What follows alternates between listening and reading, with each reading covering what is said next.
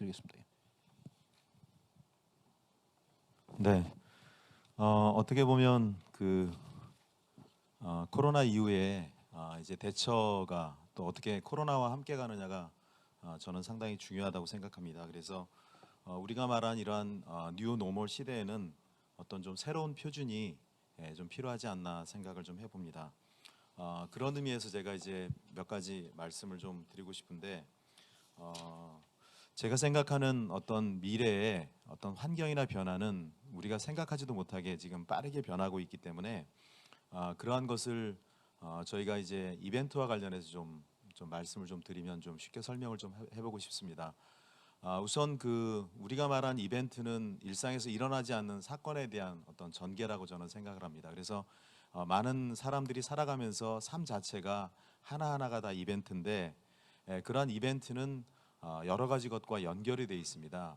특히 이벤트 자체로서 생존하는 것이 아니라 어떤 함께 공존하는 것이다라고 저는 생각을 합니다. 그래서 제가 생각하는 이벤트의 이는 environment, 환경이라고 생각합니다. 뭐 잘 아시겠지만 최근에 이런 코로나로 인해서 전 세계가 이제 하나의 거대한 어떤 바이러스의 공동체가 되었고 이러한 바이러스를 극복하기 위한 그러한 것들이 노력들이 각 국가마다 개별적으로 지금 이루어지고 있습니다. 마찬가지로 저희 한국에서의 어떤 산업계에 대한 구조도 마이스 산업도 마찬가지고 관광 산업도 마찬가지고 모든 산업들이 개별적으로 독자적인 생존을 위해서 많은 노력들을 하고 있는 것이 현실입니다.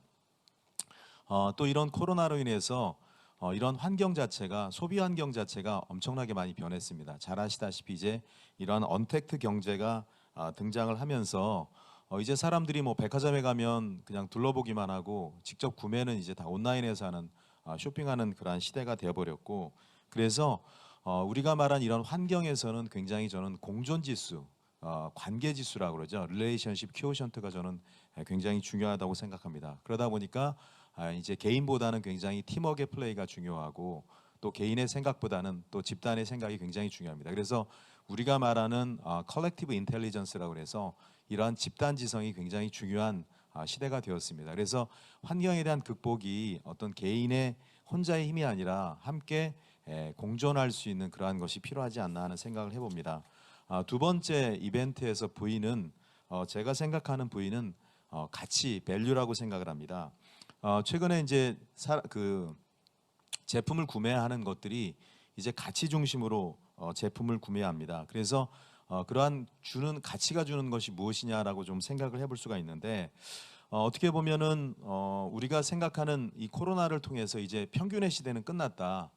평균의 시대는 종말됐고 이제는 개성과 맞춤형의 시대가 됐는데 과거에 우리가 이러한 수요와 공급에서 굉장히 수요가 충분하고 공급이 부족하던 시대는 make and sell, 만들면 팔리는 그러한 시대였습니다.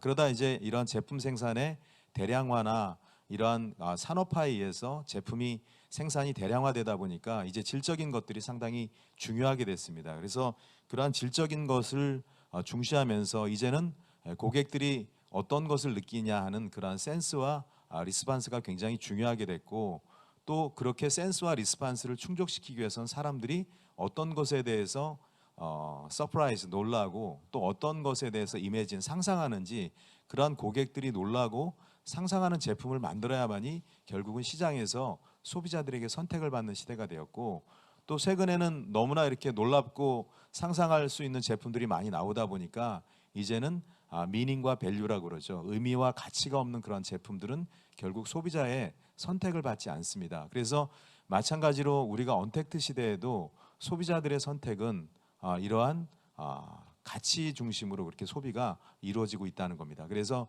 저는 V에서 그러한 가치가 상당히 중요한 그러한 시대로 바뀌었다라고 생각하고 세 번째 EVE에서는 저는 이모셔널이라고 생각합니다.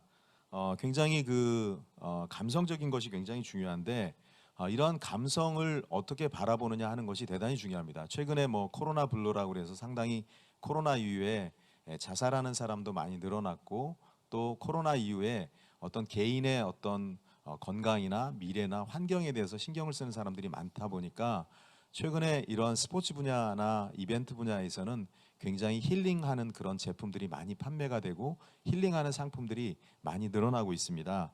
그것은 개별적이기도 하고요, 자연적이기도 하고 그렇기 때문에 그런 사람들의 감성을 충족시킬 수 있는 그러한 것이 저는 상당히 중요하다고 생각합니다. 그러한 감성적인 것을 파악하기 위해서는 사람들의 7가지 감성인 희노애락, 애호욕을 우리가 잘 판단하고 그 안에서 느껴지는 그러한 감성의 가치들을 사람들이 왜 분노하는지, 왜 기뻐하는지, 그리고 왜 화를 내는지, 그리고 왜 즐기는지에 대한 그러한 감성적인 것을 끄집어낼 수 있는 그러한 것이 중요한데, 그래서 최근의 시대를 이러한 감성 역량의 시대라고 합니다. 우리가 그러한 고객들의 감성을, 소비자들의 감성을 또 이벤트나 또 마이스나 기타 이런 모든 것에 참여하는 국가나 기업이나 이러한 소비자들의 감성을 어떻게 끌어내느냐가 저는 상당히 중요하다고 생각합니다.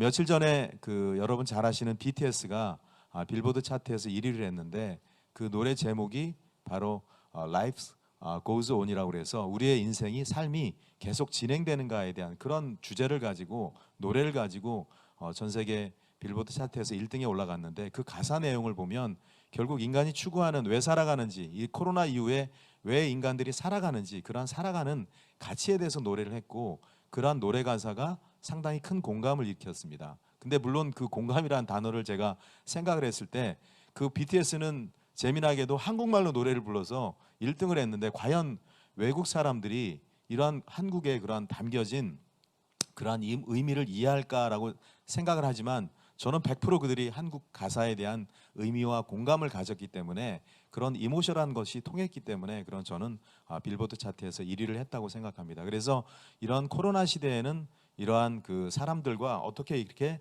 이모셔널하게 감성적으로 공감을 하느냐가 중요하다고 생각합니다. 네 번째 EVEN은 저는 네트워크라고 생각합니다.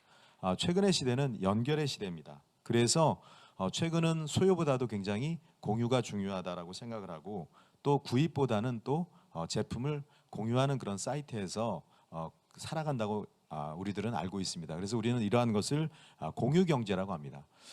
이러한 공유 경제의 네트워크에서는 상당히 플랫폼이라는 것이 저는 중요하다고 생각합니다.